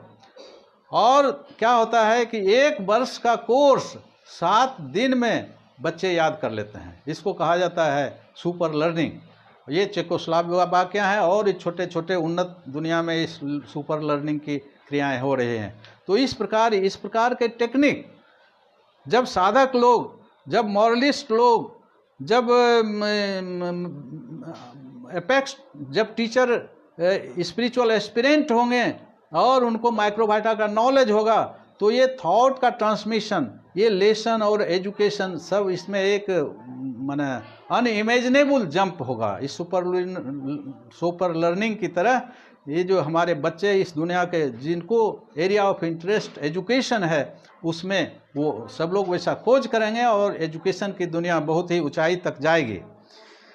उसके बाद है हिस्टोरियंस, एंथ्रोपोलॉजिस्ट एंड सोशियोलॉजिस्ट। ये इससे जिन भी मनुष्यों का इस दुनिया में इनसे इंटरेस्ट है, ये जो हिस्टोरियंस हैं, एंथ्रोपोलॉजिस्ट हैं, सोशियोलॉजिस्ट हैं, हिस्टोरियंस के मन में जब आएगी कि माइक्रोबायोटा एक लिविंग पार्टिकल है, ये कॉन्शस पार्टिकल है, तो उस नज़रिया से जब इतिहास को देखा जाएगा तब थॉट ट्रांसमिशन कैसे होता है और हिस्ट्री का ग्राफ आगे पीछे कैसे हो सकती है, और जो हिस्ट्री है ये रिफ्लेक्शन ऑफ कलेक्टिव साइकोलॉजी है, उस साइकोलॉजी के हिसाब से हिस्ट्री का अध्ययन करके जब आगे उस इतिहास के सबक के द्वारा एक हिस्टोरिसिटी बनाई जाएगी तो हिस्टोरियन भी इस दुनिया की प्रगति को बिल्कुल ऊंचाई तक ले जाएंगे। फिर ये एंथ्रोपोलॉजिस्ट का जो अभी तक की दुनिया है, इनकी डार्विनियन स्पेसीज डेवलपमेंट की कहानी है इनकी, ये जो स्पेसीज डेवलपमेंट के कारण जो एंथ्रोपोलॉजी का विकास है, ये नए माइक्रोबायोटा एंगल से जब उसको फिर रीडिफाइन करेंगे, री स्पेकुलेट करेंगे, री एग्जामिन करेंगे, री असेसमेंट करेंगे, तो एंथ्रोपोलॉजी एक नई बिल्कुल स्पिरिचुअल बात हाई अप करके कहेगी और एंथ्रोपोलॉजी की दुनिया भी उस टॉप हाइट को छुएगी और मानवता बहुत उछाल मारेगी। उसके बाद ये जो सोशल साइंटिस्ट हैं, ये जो सोशलिस्ट हैं, ये जो साइकोलॉजिस्ट हैं, तो ये लोग सोशलिस्ट भी माइक्रोबायोटा एंगल से जब किसी चीज़ का अध्ययन करेंगे तब आगे का जो सॉल्यूशन देंगे, आगे का जो समाधान देंगे वो बहुत ही लिविंग होगा और लविंग होगा। उसके बाद है म्यूजिशियन, पोइट्स, ये डांसर्स, राइटर्स एंड पेंटर्स, इन सब की जो अलग दुनिया, संपूर्ण दुनिया में ये म्यूजिशियन हैं। हम लोग जानते हैं पिछली चर्चा में हम लोगों ने क्या था, गंधर्व माइक्रोबायोटा का, ये गंधर्व माइक्रोबायोटा के बारे में अभी हम लोग चर्चा कर चुके हैं। ये इस ख्याल से जब हमारे म्यूजिक कम्युनिटी है, अभी जो म्यूजिशियन है ऑल ओवर द ग्लोब, जो क्लासिकल म्यूजिक था पहले उसका लोप हो रहा है धीरे धीरे, ये पॉप म्यूजिक और विभिन्न न्यू म्यूजिक आ रहे हैं जिसमें न कोहेरेंसी है, न और कुछ है, न ट्यूनिंग है। तो ये माइक्रोबायोटा, ये जो म्यूजिक की दुनिया में भगवान आनंद मूर्ति जी ये जो प्रभात संगीत दिए हैं, 5018 का एक समुद्र दे दिए हैं प्रभात संगीत की, इसमें जो मेलोडीज और स्पिरिचुअलिटी का जो एक ओवरलैपिंग, ये जो आनंद की लहरें हैं, इसके द्वारा जब माइक्रोबायोटल प्ले होगा म्यूजिशियंस की दुनिया में, तो हम लोग इमेजिन करें कि म्यूजिक के थ्रू एक उसका म्यूजिक थेरेपी भी आ गया है। इसको थेरेपी में, म्यूजिक थेरेपी को भी अगर इसका इम्प्लीमेंट किया जाए माइक्रोबायोटल साइंस के द्वारा, म्यूजिक का उन्नयन अगर किया जाएगा, अभिनयन अगर किया जाएगा, तो ये म्यूजिक की दुनिया भी बहुत आगे की ओर चला है। हमारे ही एक साधक हैं जो अभिनयन योग का ही कर रहे हैं और वो एक कुछ स्टेप्स लिए हैं। इस प्रकार समूची दुनिया में जो भी म्यूजिक ओरिएंटेड हैं, गंधर्व विद्या से रिलेटेड हैं, वो भी अपने छोटे छोटे अपने ही घर में थोड़ा थोड़ा रिसर्च करेंगे तो वो कुछ कर सकते हैं। देख, every musician can do anything and everything. फिर ये जो पोइट्स की दुनिया है, उन्हें भी ये जो माइक्रोबायोटा जब आइडिया के थ्रू माने ट्रेवल करता है, जब थॉट के थ्रू ट्रेवल करता है, तो किसी ग्रह के भी आइडिया को हम अट्रैक्ट कर सकते हैं, किसी दूसरे प्लेनेट, किसी दूसरे गैलेक्सी के आइडिया को भी हम रिसीव कर सके, कंसीव करके थ्रू माइक्रोबायोटा हम अपनी कविता को, अपनी पोइट्री को, अपनी विधा को इतनी ऊंचाई तक ले जा सकते हैं कि एक विराट विनाशा की दुनिया आएगी और अभी की दुनिया जो देख रहे हैं वो इतिहास के बिल्कुल डॉलरम में चला जाएगा और एक नई दुनिया ऐसी बनेगी जिसकी हम कल्पना नहीं कर सकते हैं। तो माइक्रोबायोटम साइंस का जो अवदान होगा, each and every musician, each and every poets अगर माइक्रोबायोटा साइंस को पढ़ेंगे तो उसके द्वारा जब उनका कंसेप्ट बदलेगा, परसेप्ट बदलेगा, तो उनके म्यूजिक में भी जैसे तानसेन थे पहले, हजारों हजार लाखों लाख तानसेन आ सकते हैं और उनकी चूँकि स्पिरिचुअल साधना करेंगे, उसके द्वारा म्यूजिक की साधना करेंगे और पोइट्री की साधना करेंगे, तो शेक्सपियर और कीट्स जैसे अनेकों कवि इस दुनिया में, कालिदास जैसे लाखों लाख निकलेंगे। और ये जो राइटर्स हैं, ये जो राइटिंग की विधा है, ये जो पेंटिंग की दुनिया है, ये जो सिंगर्स की दुनिया है, ये जो आर्टिस्ट की दुनिया है, सबों में इस माइक्रोबायोटा साइंस के अभिज्ञान के कारण इसमें एक गैलोपिंग जंप होगा और दुनिया बिल्कुल एस्थेटिक्स और सुप्रा एस्थेटिक्स में, सौंदर्य बोध और मोहन विज्ञान की दुनिया में जाएगी और इस दुनिया की तरक्की इतनी होगी। इसीलिए माइक्रोवाइटा प्रोपोनेंट श्री प्रिया सरकार कहते हैं कि आने वाला युग जो है वो स्पिरिचुअल युग होगा, स्पिरिचुअल एज होगा, और मनुष्य बहुत ही हाईली डेवलप्ड स्पिरिचुअलिस्ट होगा। इन सब विज्ञान की सारी विधाओं में अगर माइक्रोवाइटल साइंस का प्रयोग और उपयोग और डिनोमिनेशन और एडिशन और सब्ट्रैक्शन होगा तो इस समूची धरती बहुत ही ऊंचाई को छुएगी। फिर यहीं तक नहीं, जो इंजीनियर्स हैं, डिजाइनर्स हैं, वर्कर्स हैं, जो अप्लाइड आर्ट्स के लोग हैं, उनके भी दुनिया में उनका भी विजन बदलेगा। और जब देखेंगे कि ये ईंट और पत्थर, ये सारे जड़कन, इसमें भी मन है और इसमें भी चेतना है, उस नज़र से जब उसको देखेंगे तो उनका जो ब्लूप्रिंट है, उनका जो ये जो साइंस है, उनमें भी एक विशाल जंप आएगा। और माइक्रोवाइटा का प्रयोग करके, माइक्रोवाइटा के सोर्स को जान करके ये प्रैक्टिकल फील्ड में इस कंप्यूटर डिजाइन के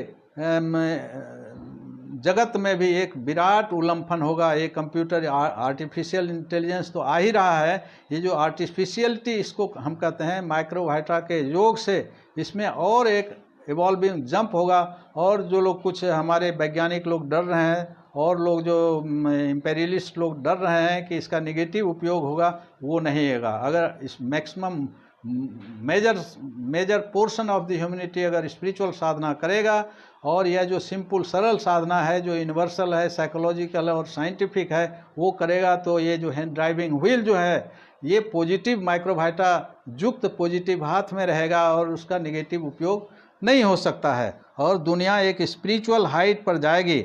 और यही नहीं, मिलिट्री के एरिया में भी इसका प्रयोग हो सकता है। अभी जो इविल फोर्सेस के हाथ में जो ये जो अस्त्र शस्त्र हैं, ये जो बम और विभिन्न बायोलॉजिकल वेपन्स हैं, इसके लिए भी ये जो माइक्रोवाइटा का साइंस का जब उपयोग होगा और साधक मिलिट्री और मिलिट्री की दुनिया में जब इसका प्रयोग होगा, तो बम को डिफ्यूज करने की कला विकसित होगी माइक्रोवाइटा के साइंस के द्वारा। माइक्रोवाइटा के द्वारा बम भी बनाएंगे जो डिफ्यूजर बम होगा, और उसके कारण जो इविल फोर्सेस हैं वो डरेंगे कि हमसे ज़्यादा ये शक्तिशाली, ये जो पॉजिटिव स्पिरिचुअलिस्ट साइंटिस्ट हैं, ये जो मिलिटेरियन ये जो हैं, उससे डरेगा और दुनिया में एक शांति की लहर पैदा होगी।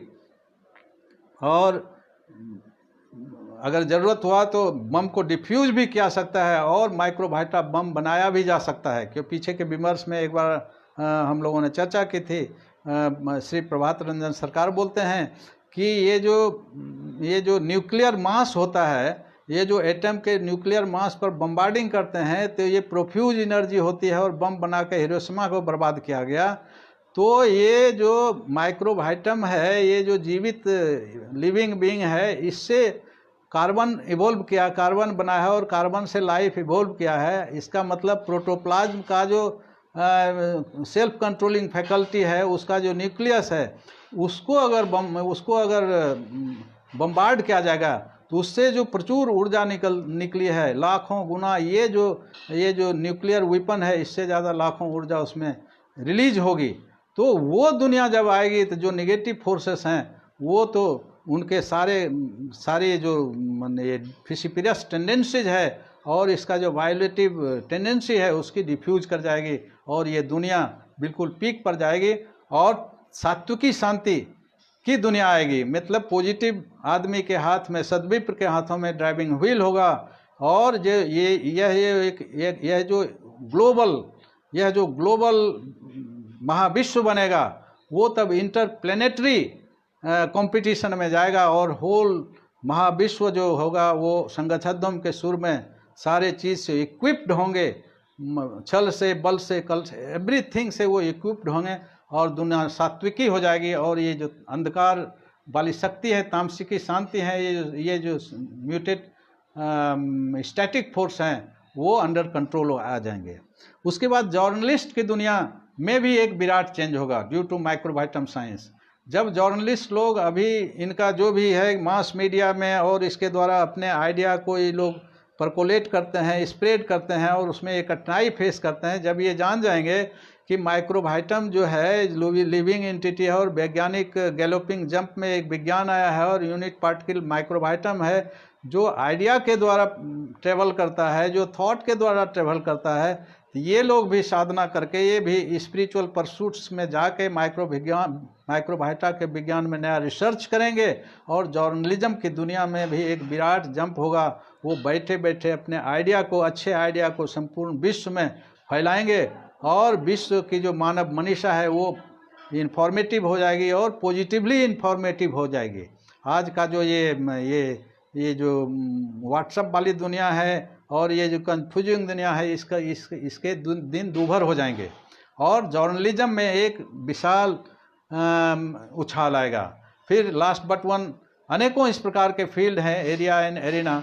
तो वहाँ स्पिरिचुअलिस्ट की जो दुनिया है उसमें तो हम लोग जानते ही हैं कि परम पुरुष स्पिरिचुअल साधना करके जो विभिन्न सहज योग, साधारण योग, विशेष योग, कपालिक योग, विभिन्न प्रकार की साधनाएं जो भगवान श्री श्री आनंद मूर्ति जी ने दी हैं और माइक्रोबायोटम साइंस से संयुक्त साइंस इन्होंने दिया है। और इसलिए संपूर्ण विश्व के मनुष्य, क्योंकि सभी रिप्लिका और डीएनए है परम पुरुष के, जब वो स्पिरिचुअल साधना में करेंगे तो इसी खंड जीवन में अखंड जीवन की प्राप्ति कर लेंगे और spiritual whole of the globe will be a radiant, effulgent, prosperous दुनिया होगी। इसीलिए भगवान श्री श्री आनंद मूर्ति जी बार बार कहते हैं कि future of this globe is very bright और फ्यूचर होगा बिल्कुल स्पिरिचुअल। तो इन ऑल दी फील्ड्स, तमाम फील्ड, जो किसान हैं, किसान अपने खेत में गाना गा के म्यूजिक थेरेपी को अपना यील्ड बढ़ाएंगे, लेबर, सब in all the walks of life सब लोग एक अपने अपने घर पर अपना रिसर्च कर सकते हैं। जिससे रिसर्च ओरिएंटेड माइंड सबका हो जाएगा। किसी के मन में ये हताशा नहीं होगा कि केवल बुद्ध और क्राइस्ट और ये 200-300 ही महापुरुष हैं। Everybody can be a great man. भाई वीआईपी नाम की कोई चीज़ नहीं है, क्योंकि प्रभात संगीत में एक बार चर्चा हमने की थी, बाबा ने किया है प्रभात संगीत में, जो लकड़ी काटने वाली जंगल में जाती हैं वो भी परम पुरुष से रूबरू होती हैं और एक दूसरे से कम्युनिकेट करती हैं। इवन वाइफ हस्बैंड का झगड़ा होता है तो उसमें भी फूल, हलूद गंधार फूल वाली प्रभात संगीत में बाबा बोलते हैं कि उसमें भी दोनों वाइफ हस्बैंड झगड़ा करते हैं और बोलते हैं कि परम पुरुष आके पंचायती करेंगे, झगड़ा सोल्व करेंगे। तो परम पुरुष जो अभी तक आकाश की वस्तु समझी जाती थी, भगवान जो किसी साथ में आसमान पर बैठ के लगता था प्राइज और पनिशमेंट देते हैं, वो नहीं। ये जो सुप्रीम कॉन्शसनेस है अपनी गोद में संपूर्ण कॉस्मोस को लिए हुए है और जिस प्रकार हमारे नाक के द्वारा हमारे होल सिस्टम के प्राण वायु को चलाती है, उसी प्रकार सुप्रीम कॉन्शसनेस भी यूनिट कॉन्शस बन के, यूनिट कुंडलनी बन के हमारे मूलाधार चक्र में बैठी हुई है। और ये सहस्रार चक्र पर जो परम पुरुष हैं उनके साथ एकीभूत होने के लिए जो यौगिक तांत्रिक साधना है, एवरीबडी विल डू इट और स्पिरिचुअल हाइट पर सब लोग चले जाएंगे। तो इस प्रकार इस विमर्श का मतलब यहाँ तक है कि ये माइक्रोबायोटा के विज्ञान को पढ़कर इसके तरफ हर व्यक्ति को जिनका जो इंटरेस्ट है, क्योंकि जिनका जो शौक होता है, हॉबी होता है, इंटरेस्ट होता है, एप्टीट्यूड होता है, उसी की दुनिया में वो कमाल कर सकते हैं। इसलिए गीता में कहा गया है स्वधर्मे निधनं श्रेयः पर धर्मो भयावह। हम अगर एक टीचर हैं तो हम चोर बनने में हम कॉम्पिटेंट चोर नहीं हो सकते हैं, उसमें हम फॉलोवर चोर ही बनेंगे। तो हम जिस दिशा में है उसी दिशा में वो एडवांस कर सकते हैं। इस लाइन का यही माना है स्वधर्मे निधनं श्रेयः पर धर्मो भयावह। जिसका जो एरिया ऑफ इंटरेस्ट है, एरिया ऑफ एप्टीट्यूड है, एरिया ऑफ हॉबी है, उस दिशा में माइक्रोबायोटा के साइंस को अध्ययन करके उस दिशा में केवल कुछ ही चीज़ सोचेंगे। जैसे एक सेब गिरा तो आइंस्टाइन न्यूटन ने सोचा कि ये सेब ऊपर क्यों नहीं चला गया। इस छोटी सी बात ने ग्रेविटेशन थ्योरी ला दी। कैक्टस को उस वैज्ञानिक बॉटनिस्ट ने समझाया, कन्विंस किया कि इसमें भी प्राण होता है, समझ गया। तो हर व्यक्ति ये काम कर सकता है। तो माइक्रोबायोटा का रिसर्च का जो डायमेंशंस एंड फैकल्टीज है ये इतना विराट और वास्ट है कि सब लोग जो जहाँ हैं उसी जगह पर केवल अपने माइंड को पिनाकल्ड करके स्पिरिचुअल एरिया में स्पिरिचुअल इनिशिएशन लेके स्पिरिचुअल साधना के कारण जो पीआर सरकार कहते हैं कि माइंड के कंसेप्शन को बढ़ना चाहिए, ये कंसेप्चुअलाइजेशन बढ़ेगा तो उसके लिए सारी बातें बहुत आराम से हो जाएगी। And everybody can do everything and anything. तो इसके लिए क्या करना है, डेग कैसे बढ़ाना है? डेग तो हम लोग छोटे छोटे कदम बढ़ाएंगे तो लाखों मील दूर जा सकते हैं। पहले तो हम लोगों को ये करना चाहिए कि ये जो माइक्रोबायोटा के बारे में हम लोग जो विभिन्न विमर्श में हैं, सारी दुनिया आज विमर्श कर रही है, सारी दुनिया में अनेकों कॉर्नर में माइक्रोबायोटा पर रिसर्चेज हो रहे हैं।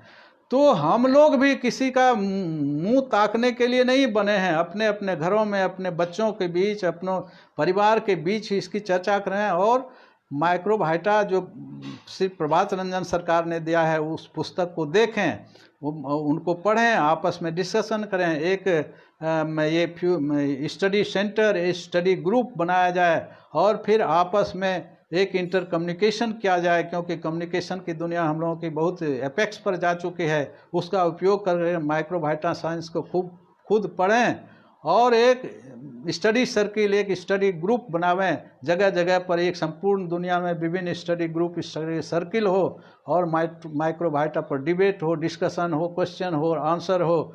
और ये क्वेश्चन आंसर करते करते जीवन, और चूँकि it is a bridge between life science and material science, ये दोनों जीवन विज्ञान है, यह कोई दर्शन भाषण देने वाला यूटोपिया नहीं है।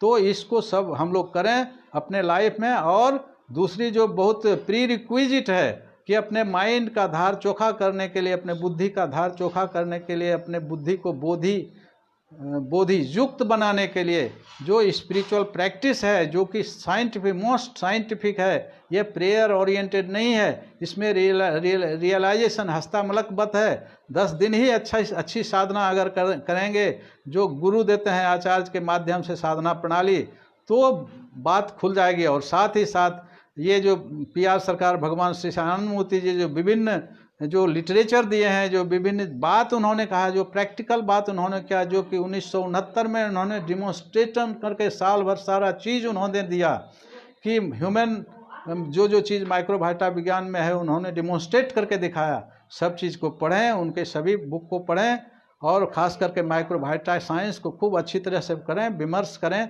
तो हम लोगों के जो रिसर्चेज का रथ जो है, घर घर इसका माने पहिया आगे बढ़ता चलेगा। और ये करके हम लोग माइक्रोबायोटा रिसर्च को बहुत ही आगे बढ़ा सकते हैं। तो इस विषय में ये तो एक सारांश में हम लोगों ने इस विमर्श को किया। उसके बाद आगे के विमर्श में हम लोग देखेंगे कि किस प्रकार हर दिशा में थोड़ा थोड़ा हम लोग आपस में चर्चा करेंगे कि कैसे पीछे का विज्ञान कहाँ तक आया है और माइक्रोबायोटम का अप्रोच कहाँ है, कैसे हम लोग कुछ कर सकते हैं, क्या कर सकते हैं, नहीं कर सकते हैं, क्या अब तक किया जा रहा है इस माइक्रोबायोटा साइंस के अनुसार विभिन्न वर्ल्ड में, उसके बारे में हम लोग डिबेट डिस्कशन करेंगे, परिचर्चा करेंगे, विमर्श करेंगे एक एक करके, वन बाय वन। और माइक्रोबायोटम एक ऐसी चीज़ है कि जिस दिन फिजिकल माइक्रोबायोटा साइंटिस्ट के पकड़ में आ गया, उसी दिन overnight the fine morning will come, whole of the world will take a galloping jump, एक टेक ऑफ स्पीड ले लेगी मेंटल साइको स्पिरिचुअल दुनिया में। तो इसी के साथ इस विमर्श को मैं आप लोगों को सादर प्रणाम करते हुए, परम पुरुष को प्रणाम करते हुए, मैं इस विमर्श को इस तमन्ना के साथ, एक कामना के साथ मैं इसको विराम देना चाहता हूँ कि सभी लोग अपने अपने मानस कॉर्नर में जो भी साधक हैं, जो साधक नहीं भी हैं, वो साधना सीखें।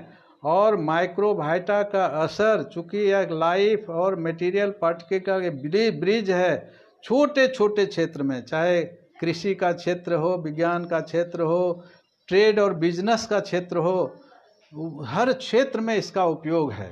तो जो जिस क्षेत्र में है, जिनका जो एरिया ऑफ इंटरेस्ट है, डायमेंशन ऑफ इंटरेस्ट है, एप्टीट्यूड है, उस दिशा में सोचें।